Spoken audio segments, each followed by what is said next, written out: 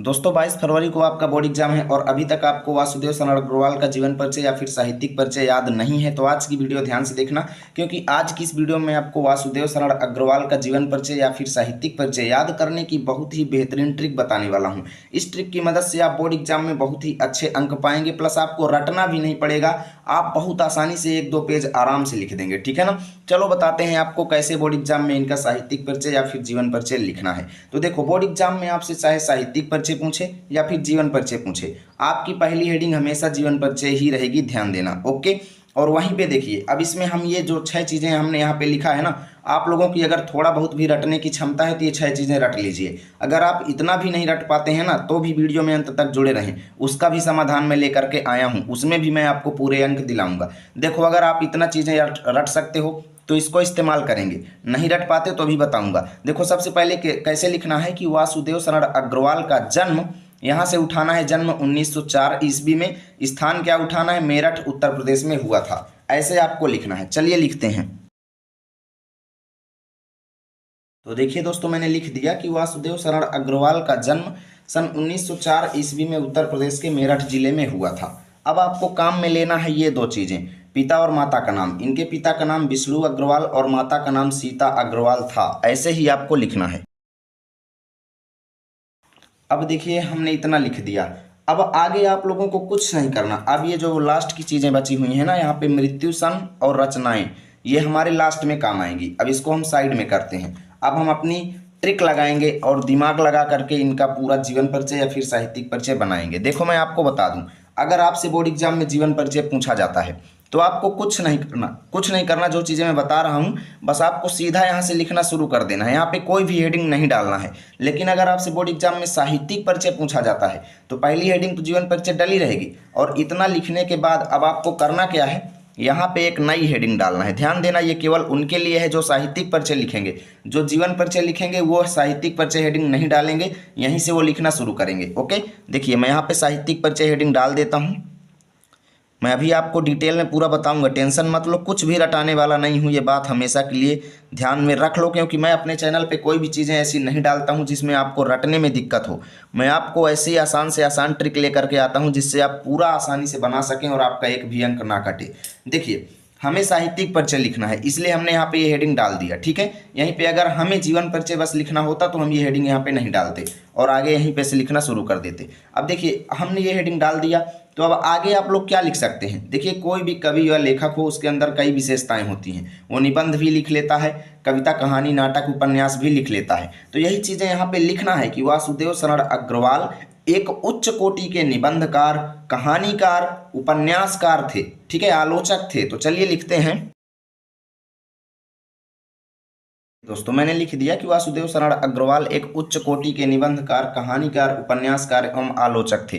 देखते जाइए कैसे क्या से हमें स्टेप लगाना है।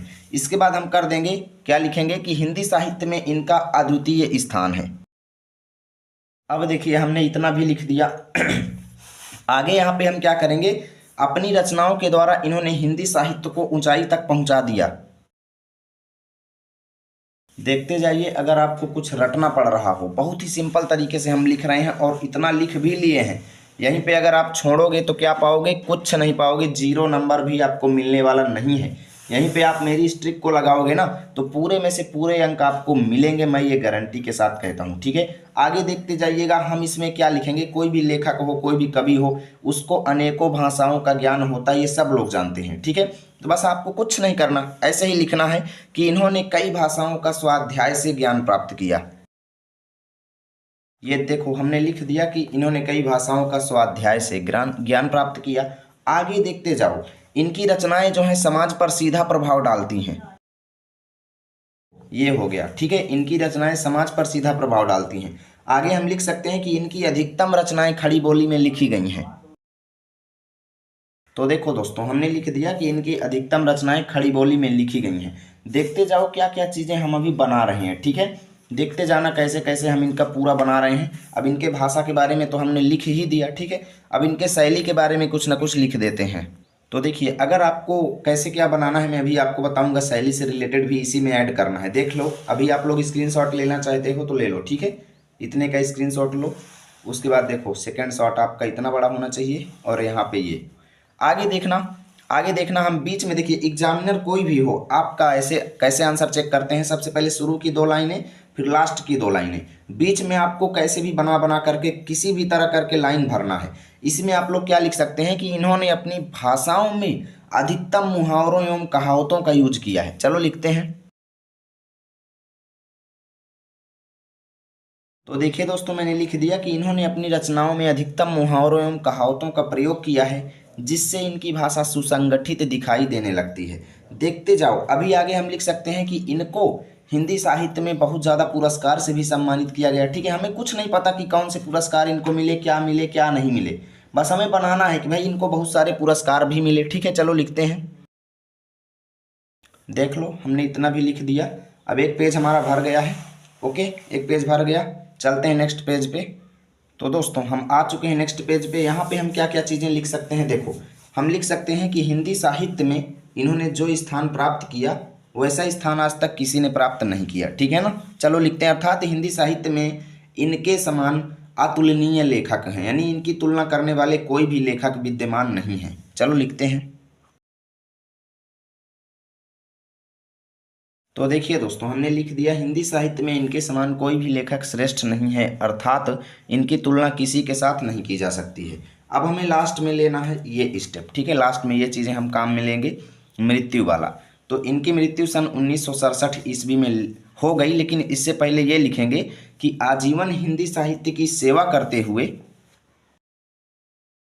अब आगे हम लोग यहाँ पे बनाएंगे सन 1967 ईस्वी में यह लेखक या कह लो हिंदी साहित्य का यह महान लेखक गोलोकवासी हो गया। ठीक है, चलो लिखते हैं। तो देखिए दोस्तों, हमने लिख दिया आजीवन हिंदी साहित्य की सेवा करते हुए हिंदी का यह महान लेखक सन 1967 ईस्वी में गोलोकवासी हो गया। ऐसे ही अगर आपका कोई भी गलत होता है तो एक बार काटेंगे, ज़्यादा उसको काटेंगे नहीं। ठीक है, अब मृत्यु के बारे में हमने लिख दिया। अब लास्ट में आपको हेडिंग डालना है रचनाएं। एक लाइन गैप देंगे और डाल देंगे रचनाएं हेडिंग। यहाँ पे आपको जितनी ज़्यादा से ज़्यादा रचनाएं याद हो यहाँ पे लिख देना, कम से कम 5 रचनाएं तो लिखना ही है।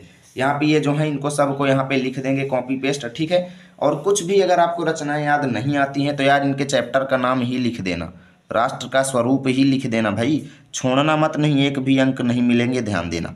अब देखिए, आप में से कई लोग कहेंगे भैया ये क्या बता दिए, इससे तो हमें फुल अंक नहीं मिलेंगे। अच्छा एक बात बताओ मुझसे, आप इसको नहीं पढ़ते, आपको नहीं आता, एग्जाम में जाते आप छोड़ देते, कितने अंक मिलते? 0 अंक मिलते।